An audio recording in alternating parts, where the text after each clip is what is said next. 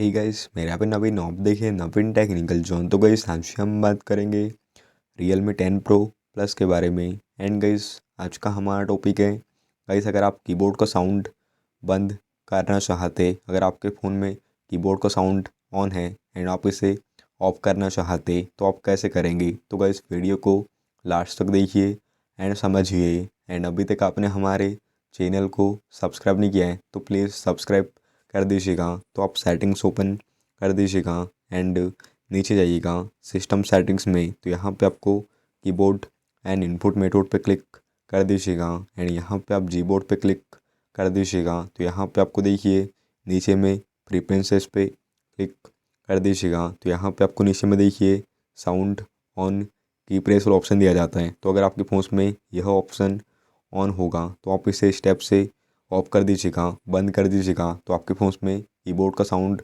बंद हो जाएगा। तो गाइस ये था आज का हमारा टॉपिक। उम्मीद है गाइस आपको वीडियो पसंद होगी। आज के लिए बस इतना ही। Thank you.